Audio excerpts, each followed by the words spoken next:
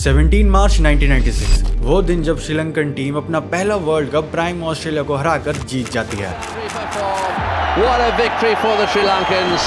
उस टाइम जहां क्रिकेट में ऑस्ट्रेलिया का राइज हो रहा था, जो कि आगे जाके 3 वर्ल्ड कप्स लगातार जीतने वाली थी। Australia have won the World Cup. इसी टीम को 1996 के वर्ल्ड कप में श्रीलंकन टीम ने रोक दिया था। उस टाइम किसी को भी नहीं पता था कि इसके बाद श्रीलंका के कितने लेजेंडरी प्लेयर्स निकलेंगे और आगे जाके वे सभी हिस्ट्री बनाएंगे। Lifetime ambition achieved here at Lord's today by Kumar Sangakkara. लेकिन 27 साल बाद 2024 में उसी श्रीलंकन क्रिकेट टीम के बोर्ड को आईसीसी द्वारा सस्पेंड कर दिया जाता है। एंड यही नहीं, पिछले 10 सालों में जितना बुरा डाउनफॉल इस टीम का आया है वो 1996 में कोई सोच भी नहीं सकता था। ICC has suspended Sri Lanka cricket. जिस टीम का कंपैरिजन प्राइम वेस्ट इंडीज और ऑस्ट्रेलिया से किया जाता था, वही टीम आज ढंग से टॉप टीम्स को टक्कर भी नहीं दे पा रही है और हर टूर्नामेंट में लास्ट पे फिनिश कर रही है। टूर्नामेंट जीतना तो बहुत दूर की बात है। तो आखिर ऐसा क्या हुआ कि जिस श्रीलंकन टीम में सनत जयसूर्या, कुमार संगकारा, मुथैया मुरलीधरन जैसे लेजेंड्स खेला करते थे, वही टीम आज की डेट में अपने लोएस्ट पॉइंट से गुजर रही है।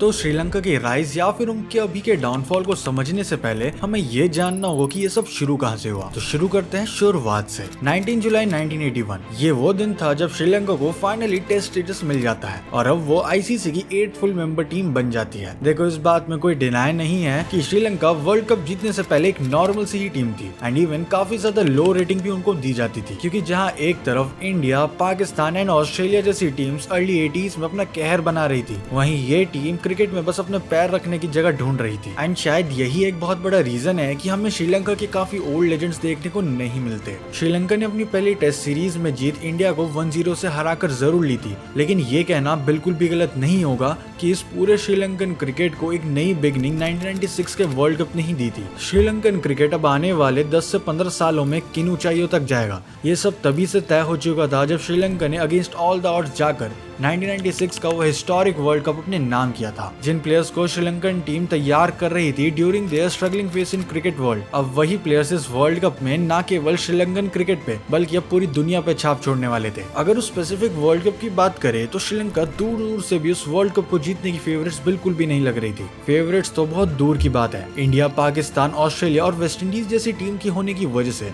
श्रीलंका को कोई कंसिडर भी नहीं कर रहा था, लेकिन उस वर्ल्ड कप में जो हुआ वो सबके उम्मीदों के बियॉन्ड था। ना ही केवल श्रीलंकन कैप्टन अर्जुना रानातुंगा ने कमाल की कैप्टनसी करी थ्रू आउट द टूर्नामेंट, लेकिन जिस हिसाब से रानातुंगा ने अपने प्लेयर्स को यूज किया वो काफी काबिले तारीफ था। फिर चाहे वो सनत जयसूर्या और रोमेश कालू वितराना को ओपनिंग करने को प्रमोट करना हो या फिर अपने मेन बॉलर मुथैया मुरलीधरन से बॉलिंग करवाना, ये सब डिसीजन लेके श्रीलंका ने इस पूरे वर्ल्ड कप में कन्विंसिंग परफॉर्मेंस दी और सेमीफाइनल में इंडिया को और फाइनल में सबकी फेवरेट्स ऑस्ट्रेलिया को हराकर श्रीलंका ने सबको बता दिया था why they deserve this world cup. Jayasuriya को बैटिंग में प्रमोट करते ही उन्होंने जो रनों का अंबार लगाया वो काफी नेक्स्ट लेवल था और अरविंदा दे सिल्वा की वो ऑलराउंड पारी फाइनल में, जिसमें उन्होंने बॉलिंग करते हुए 3 विकेट लेने के साथ साथ चेस करते टाइम शतक भी लगा दिया था। ये एक ऑलराउंड परफॉर्मेंस थी जो कि श्रीलंका के सबसे इंपॉर्टेंट टाइम पर काम आई। श्रीलंकन क्रिकेट टीम का वो वर्ल्ड कप जीतने के बाद ही मानो उस देश में क्रिकेट की एक नई लहर सी दौड़ पड़ी हो, जहाँ उस पूरे देश का यूथ अपने आइडल्स जयसूर्या और अरविंदा दे सिल्वा को मानने लग गए थे और अब अगले 8 से 10 साल श्रीलंकन क्रिकेट से कोई नहीं छीनने वाला था। उस वर्ल्ड कप में श्रीलंका के जो राइजिंग स्टार्स थे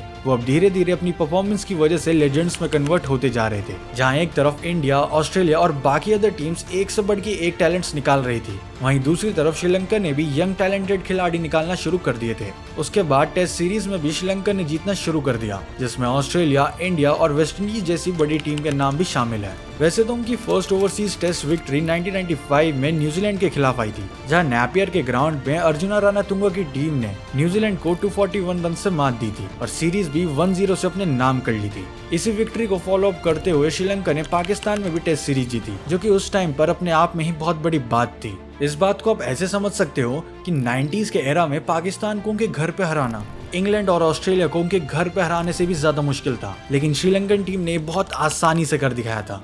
हमने पाकिस्तान क्रिकेट टीम के ऊपर फुल डॉक्यूमेंट्री बना रखी है, जहां हमने उनके अर्ली फेज से लेकर अभी रिसेंटली चल रहे उनके डाउनफॉल तक सब डिस्कस किया है। अगर आपको वो वीडियो देखना है तो आप आई बटन पे जाके क्लिक कर सकते हो, वरना लिंक डिस्क्रिप्शन में मिल जाएगा। Players like Sanath Jayasuriya, Arjuna Ranatunga, Muttiah Muralitharan and Aravinda de Silva अब टीम का एक ब्रांड टाइप बन गए थे और जो रिकॉर्ड्स इन्होंने as a team world cricket में आगे जाके बनाए वो काफी अमेजिंग है, इतना कि हम उस पर एक सेपरेट वीडियो तक बना सकते हैं। और इसी के साथ श्रीलंका का क्रिकेट में एक गोल्डन एरा स्टार्ट हो चुका था जहां श्रीलंकन टीम बाकी टीम्स के बीच एक टफ कंपटीशन देने वाली थी। साल 1997 श्रीलंका के लिए माइलस्टोन से भरा हुआ था जिसकी शुरुआत इंडिया वर्सेस श्रीलंका के उस हिस्टोरिक कोलंबो मैच से ही हो गई थी। 2 अगस्त 1997 श्रीलंका और इंडिया कोलंबो में टेस्ट मैच खेलने उतरती है जहां पहली इनिंग में बैटिंग करते हुए इंडियन टीम ने मैसिव 537 रन्स का टोटल खड़ा कर दिया था। ऐसा लग रहा था कि अगर श्रीलंका के विकेट जल्दी गिरने शुरू हो गए तो ये मैच इंडिया आसानी से जीत सकती है, लेकिन ऐसा कुछ भी नहीं होता और श्रीलंकन टीम इंडियन बॉलर्स की कमर तोड़ के रख देती है जहां Sanath Jayasuriya record breaking triple century जड़ देते हैं जिसमें वो टोटल 340 रन्स बनाते हैं और श्रीलंकन टीम अपनी बैटिंग में 952 रन्स बना देती है जो कि अब तक टेस्ट क्रिकेट में हाईएस्ट टोटल का रिकॉर्ड है। एंड ये रन्स पूरे मैच के रन्स नहीं है, ये बस एक इनिंग के रन है और इस रिकॉर्ड को 27 साल से भी ज्यादा हो चुका है एंड अब भी कोई टीम इस रिकॉर्ड के आसपास तक नहीं पहुंच पाई है। जहां पे एक तरफ जयसूर्या बैटिंग में कमाल दिखा रहे थे, वहीं दूसरी तरफ मुथैया मुरलीधरन दुनिया के बेस्ट बॉलर बनते जा रहे थे। उसी साल उन्होंने इंडिया को फाइनल में हराकर एशिया कप भी जीता था और बायलैटरल सीरीज में तो वो कंसिस्टेंटली जीत ही रहे थे। साल 1998 आते आते श्रीलंका के एक और फास्ट बॉलर चमिंडा वास का राइज होना शुरू हो गया था जो कि बताने की जरूरत नहीं है कि वो आगे जाके कितने बड़े लेजेंडरी बॉलर्स में से एक बनने वाले थे। अगले 3 से 4 साल श्रीलंका के लिए लेजेंडरी साबित होते हैं। अर्जुना रणतुंगा तो रिटायरमेंट के नजदीक जा ही रहे थे, लेकिन टीम में एक्सपीरियंस प्लेयर्स भी थे आगे टीम को संभालने के लिए और इसी पॉइंट पे यंग प्लेयर्स लाइक महिला जयवर्धने और कुमार संगकारा भी टीम में धीरे धीरे अपनी जगह बना रहे थे। 1999 में टीम की कैप्टनसी सनथ जयसूर्या ने संभाली थी और इसके बाद पूरी टीम का सबसे बड़ा शॉकिंग मोमेंट तब आया जब 1999 के वर्ल्ड कप में श्रीलंका ग्रुप स्टेज से बाहर हो जाती है, जहां पे एक तरफ श्रीलंका में इतने टैलेंटेड प्लेयर्स आ रहे थे, वहीं पे इस वर्ल्ड कप में श्रीलंका डिफेंडिंग चैंपियंस होते हुए वो कमाल नहीं दिखा पाई जो उन्हें दिखाना चाहिए था एंड इस परफॉर्मेंस से उनके सभी फैंस बहुत डिसअपॉइंट हो चुके थे। श्रीलंका का वहां से मानो एक रीबिल्डिंग फेज चालू हो गया जहां जयसूर्या की लीडरशिप के अंडर श्रीलंका अपने मैक्सिमम पोटेंशियल को अचीव करने में लगी हुई थी। श्रीलंका के लिए सबसे अच्छी बात यह थी कि जितने भी प्लेयर्स अब श्रीलंकन टीम में आ रहे थे वो सब के सब आउटस्टैंडिंग एंड टैलेंटेड थे और श्रीलंका को उसके रिजल्ट्स भी दिखने स्टार्ट हो गए थे। पहले साल 2000 की चैंपियंस ट्रॉफी में सेमीफाइनल तक जाना और उसके बाद साल 2002 में चैंपियंस ट्रॉफी में इंडिया के साथ जॉइंट विनर बन जाना और इसी के साथ अगर हम जयसूर्या, जयवर्धने और मुरलीधरन के प्राइम को भी ऐड कर देते हैं तो अब इस टीम को रोकना नामुमकिन सा बनता जा रहा था। 2003 के ओडीआई वर्ल्ड कप में भी ये टीम सेमीफाइनल्स तक पहुंचती है, लेकिन वहां उन्हें प्राइम ऑस्ट्रेलिया सेमीफाइनल में बाहर कर देती है। लेकिन पिछले वर्ल्ड कप के मुकाबले इस वर्ल्ड कप में उन्होंने काफी अच्छी टक्कर दी थी बाकी टीम्स को एंड उसी के अगले साल वो एशिया कप भी जीत जाते हैं। 2003 के वर्ल्ड कप के बाद जयसूर्या ने कैप्टनसी छोड़ने का डिसाइड करा और पूरी टीम की कमान अब 34 साल के मारवन अटापुट्टू पे आ गई। हालांकि 2004 में जयसूर्या को वापस से कैप्टन बना दिया गया, लेकिन बात कुछ बनी नहीं और वापस से कैप्टनसी मारवन को थमा दी गई और 2004 वाला फेस ही था जहां पे श्रीलंका ने फ्यूचर जनरेशन को ध्यान में रखते हुए क्रिकेट खेलने का डिसाइड किया। अब उनका वो डिसीजन कितना सक्सेसफुल हुआ ये हमें आगे वीडियो में पता ही चल जाएगा, लेकिन उसी साल से इस टीम ने दोबारा से अचीव करना स्टार्ट कर दिया जब 2004 का एशिया कप वापस से श्रीलंका जीत जाती है और इस बार उनके प्लेयर्स ने इतनी अच्छी परफॉर्मेंस दी कि ऐसा लग रहा था कि सारे वर्ल्ड प्लेयर्स बस श्रीलंका के पास ही भरे हुए हैं। 2004 का एशिया कप जीतने के बाद श्रीलंका ने वापस से बायलैटरल सीरीज जीतना स्टार्ट कर दिया, टेस्ट और ओडीआई दोनों फॉर्मेट्स में। टेस्ट क्रिकेट में श्रीलंका काफी अच्छा कर रही थी, घर में तो श्रीलंका को हराना मुश्किल था ही, मगर बाहर जाके भी श्रीलंका टेस्ट सीरीज पे टेस्ट सीरीज जीत रही थी। इसी पीरियड के दौरान महिला जयवर्धने और कुमार संगकारा टीम के फ्रंट रनर्स बन चुके थे, जहां एक तरफ मुरलीधरन और चमिंडा वास बॉलिंग में डोमिनेट कर रहे थे, वहीं दूसरी तरफ जयवर्धने और संगकारा बैटिंग में कोई कसर नहीं छोड़ रहे थे। साल 2006 में महिला जयवर्धने को कैप्टनसी थमा दी जाती है। इसी के साथ महिला जयवर्धने और कुमार संगकारा की जोड़ी पूरी दुनिया में मशहूर होती हुई दिख रही थी। इसका सबसे बढ़िया एग्जाम्पल हमें उसी साल यानी 2006 में ही देखने को मिल गया, जहां साउथ अफ्रीका के अगेंस्ट टेस्ट सीरीज में महिला जयवर्धने और कुमार संगकारा ने 624 रन की हिस्टोरिक पार्टनरशिप जड़ दी थी। एज अ कैप्टन ये जयवर्धने के लिए सबसे बड़ी अचीवमेंट तो थी, लेकिन पूरे देश को समझ आ गया था कि ये दोनों प्लेयर्स आगे जाके श्रीलंका के बेस्ट प्लेयर्स बनने वाले हैं। श्रीलंका की फील्डिंग भी इम्प्रूव होती जा रही थी। इसका सबसे बड़ा रीजन ये है कि उनके सभी प्लेयर्स की एज लगभग 25 से 35 के बीच में ही थी। देन आता है साल 2007 का ओडीआई वर्ल्ड कप, जहां श्रीलंका एक बार फिर से अपना कमाल दिखाती है और चमिंडा वास और मुरलीधरन की बॉलिंग की वजह से वर्ल्ड कप के फाइनल्स तक अपनी जगह बना लेती है।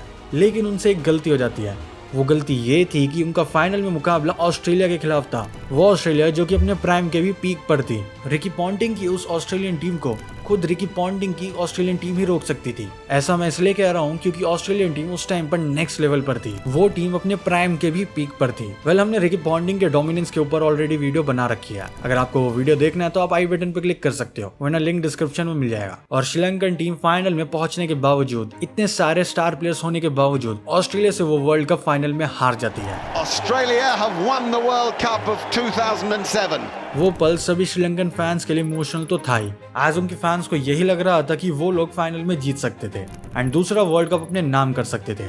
और इसी के साथ श्रीलंका का गोल्डन एरा धीरे धीरे एंड पे आने लगा और 2011 आते आते सारी इमेज हम सबके सामने क्लियर हो चुकी थी कि इस टीम के आगे जाके क्या हाल होने वाला है। श्रीलंकन टीम पिछले 8 से 10 साल से अपने प्राइम फॉर्म में जरूर थी, जहां वो बायलैटरल सीरीज से लेकर मल्टीनेशनल टूर्नामेंट्स तक सब कुछ जीत रही थी। लेकिन जहां वर्ल्ड कप्स की बात आ जाती है, वहां श्रीलंका का लक उनके साथ नहीं दे रहा था। 2008 के बाद से श्रीलंका का जो पहले जैसा डोमिनेंस था वो धीरे धीरे खत्म होता दिख रहा था। हालांकि अब श्रीलंकन टीम मैचेस जीत रही थी, लेकिन वहीं बाकी की टीम्स क्रिकेट में वो राइज पा चुकी थी जिसकी श्रीलंकन टीम अभी भी तलाश कर रही थी। जैसे 2008 में श्रीलंका ने बांग्लादेश को टेस्ट सीरीज में हरा दिया, मगर इंडिया के अगेंस्ट ओडीआई सीरीज में एक क्लोज एनकाउंटर में 3-2 से हार गई। लेकिन श्रीलंकन टीम ने 2008 का एशिया कप अपने नाम किया। 2009 और 10 में भी यही कहानी कुछ रिपीट हुई, मगर इस बार श्रीलंका की हालत उतनी कुछ खास नहीं दिख रही थी। जहां पहले हर श्रीलंकन प्लेयर अपनी प्राइम फॉर्म में था और अपने परफॉर्मेंस से मैचेस भी जितवा रहा था, वहीं अब उनके कुछ गिने चुने सुपरस्टार प्लेयर्स ही मैच जितवा रहे थे और बाकी का टैलेंट कुछ खास निकल के नहीं आ रहा था। 2010 का एशिया कप फाइनल भी श्रीलंकन टीम इंडिया से हार गई और जो एकमात्र ट्रॉफी श्रीलंका जीत रही थी वो भी उनके हाथ से जा चुकी थी। और इसी दौरान मुथैया मुरलीधरन टेस्ट क्रिकेट में 800 विकेट लेने वाले पहले और अब तक के इकलौते गेंदबाज बन जाते हैं। एंड सही बताऊं तो वो मोमेंट जब मुरलीधरन अपना 800 विकेट लेते हैं,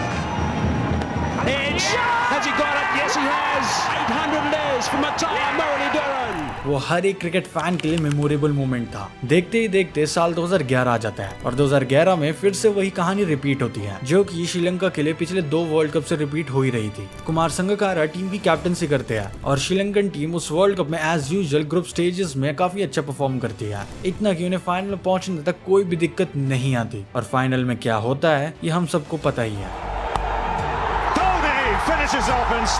कि कैसे श्रीलंका वो फाइनल इंडिया से हार जाती है एंड कुमार संगकारा की वो स्माइल आखिर कोई कैसे भूल सकता है। इसके बाद मुरलीधरन रिटायरमेंट ले लेते हैं और अब श्रीलंकन टीम में बस 1-2 पुराने लेजेंड्स ही बचे थे। हालांकि टीम में यंग टैलेंट्स भी आ रहे थे, लेकिन अब वो बात नहीं बची थी। 2012 में ओडीआई सीरीज और टेस्ट सीरीज में श्रीलंका बहुत ही बेकार परफॉर्म करती है, लेकिन कुमार संगकारा और महिला Jayewardene through out the year team के लिए काफी अच्छा परफॉर्म करते हैं। लेकिन फिर टीम क्यों हारी? क्योंकि बाकी की टीम बिल्कुल भी कॉन्ट्रीब्यूट नहीं कर रही थी, लिटरली जीरो। अगर संगकारा और जयवर्धने चल गए तो बढ़िया, वरना पूरी टीम एक साथ पवेलियन में लौट रही थी। कुछ स्टार प्लेयर्स अभी भी श्रीलंकन टीम में मौजूद थे, जैसे मलिंगा, दिलशान और अजंता मेंडिस। और ये कहना बिल्कुल भी गलत नहीं हो कि इन्हीं प्लेयर्स की वजह से श्रीलंकन टीम 2012 के उस T20 वर्ल्ड कप के फाइनल में जगह बना पाई थी। लेकिन इस वर्ल्ड कप में भी वही होता है जो पिछले कई वर्ल्ड कप से हो रहा था। इस बार टूर्नामेंट अलग था, फॉर्मेट भी अलग था, लेकिन कहानी फिर से वही रिपीट होती है, फिर वही टीम और फिर वही रिजल्ट। श्रीलंकन टीम ये 2012 का T20 वर्ल्ड कप भी फाइनल में आकर हार जाती है। इस पॉइंट तक ऐसा लग रहा था कि साउथ अफ्रीका के बाद सबसे बड़े चोकर्स श्रीलंका ही है, लेकिन श्रीलंकन टीम ने हार नहीं मानी और अगले साल हुए चैंपियंस ट्रॉफी में भी कमाल दिखाया, मगर सेमीफाइनल में इंडिया से हार कर वो बाहर हो गए। अब ऐसा लग रहा था कि क्रिकेट मानो श्रीलंका से धीरे धीरे दूर जा रही हो और जैसे पहले श्रीलंका हर एक मैच को डोमिनेट करते हुए नजर आती थी, अब वैसा बिल्कुल भी नहीं था। इनफैक्ट कई लोगों ने तो श्रीलंकन टीम को मिनोस का टाइटल भी देना शुरू कर दिया था, लेकिन किसी को भी इस बात की बिल्कुल भी खबर नहीं थी कि 2014 में श्रीलंका कैसे सबको गलत प्रूफ करने वाली थी और साथ में अपने सबसे बुरे डाउनफॉल की भी शुरुआत करने वाली थी। श्रीलंका ने 2014 में इंडिया को हराकर अपना पहला T20 वर्ल्ड कप और कई सालों में अपनी पहली ICC ट्रॉफी जीत ली थी। एंड इसी फाइनल मैच में जहां पर एक तरफ श्रीलंका ने अपना कई सालों का ड्रॉट खत्म किया था, वहीं पर इंडिया का ड्रॉट ट्रॉफीज के लिए स्टार्ट हो जाता है, जो कि साल 2024 तक चला। इन 11 सालों में इंडिया श्रीलंका की तरह ही परफॉर्म कर रही थी, ग्रुप स्टेज में काफी अच्छा परफॉर्म करना और डोमिनेट करना, पर नॉकआउट मैच में आकर हार जाना। एंड इसी वजह से इंडियन टीम को चोकर्स का टैग भी मिल गया था, जिसके बारे में हमने ऑलरेडी वीडियो बना रखी है। अगर आपको वो वीडियो देखना है तो आप आई बटन पर क्लिक कर सकते हो, वरना लिंक डिस्क्रिप्शन में मिल जाएगा। सभी श्रीलंकन फैंस काफी खुश थे जब उन्होंने वो T20 वर्ल्ड कप जीता, मगर इसके बाद तो फिर चाहे वो श्रीलंकन क्रिकेट फैन हो या फिर क्रिकेट एक्सपर्ट, श्रीलंका के आने वाले डाउनफॉल को भुला नहीं चाहेगा। उसी साल पहले पाकिस्तान के खिलाफ टेस्ट सीरीज में अपने घर पर हार जाना और उसके बाद 2015 के ओडीआई वर्ल्ड कप में क्वार्टर फाइनल में एग्जिट। इस श्रीलंकन टीम का डाउनफॉल अब ऑफिशियली स्टार्ट हो चुका था और ये सब ने एक्सेप्ट कर लिया था। 2015 में ही इंडिया से टेस्ट सीरीज में हार जाना, और वो भी अपने ही घर पर। ऐसी ह्यूमिलिएशन जो कि पिछली बार ठीक 1993 में हुई थी, वो डायरेक्ट 2015 में हो रही थी। और ऊपर से श्रीलंका के इकलौते सेवियर्स कुमार संगकारा और महिला जयवर्धने इंटरनेशनल क्रिकेट से रिटायरमेंट ले चुके थे, और अब कोई भी ऐसा खिलाड़ी नहीं बचा था जो कि इस टीम की नौका पार कर सके।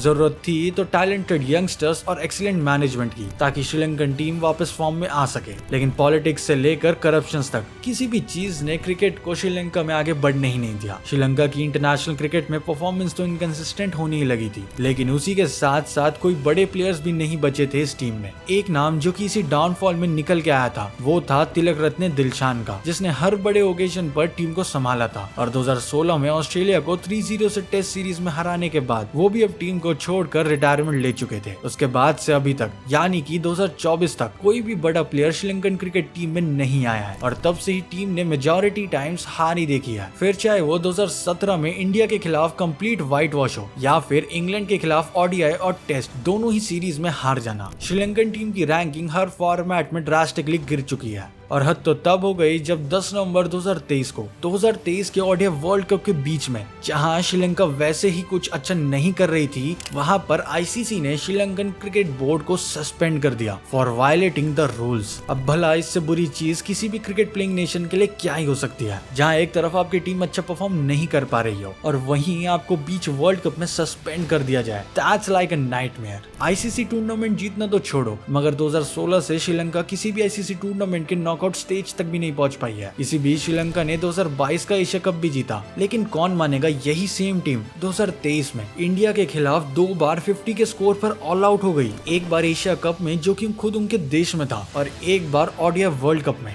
ये सब सुनने में कितना अजीब लगता है। जो टीम क्रिकेट में एक टाइम पर सबको डोमिनेट कर रही थी, उसका अब ये हाल हो चुका है। लेकिन जो सच है वो सच है, और श्रीलंकन टीम की रैंकिंग से लेकर वर्क कल्चर तक सब कुछ गिर चुका है। और श्रीलंका जैसी पहले टीम हुआ करती थी, अब वो बिल्कुल भी वैसी नहीं रही है। अब प्रॉब्लम अगर बस उनकी परफॉर्मेंस में होती तो हम इजीली उनके प्लेयर्स, कोचेस और बोर्ड पे ब्लेम कर सकते थे, मगर जैसे हालात श्रीलंका में चल रहे हैं काफी टाइम से, उसको देख के श्रीलंकन टीम का कमबैक देखना काफी मुश्किल सा लग रहा है। बट यू नेवर नो कि वे कब कमबैक कर ले। एज यू नो कि उनके कई प्लेयर्स अभी नरिश हो रहे हैं, जैसे Pathirana, Hasaranga and many more. So we can see good performance from Sri Lankan team in future. Let's hope for the best. Well that's it for the video. अगर पाकिस्तानी कोच बॉब वुलमर की डेथ मिस्ट्री के ऊपर video देखना है तो इस वीडियो पर click करो। अगर 2019 के वर्ल्ड कप फाइनल की ट्रेजेडी के ऊपर वीडियो देखना है तो इस वीडियो पर। Thanks for watching.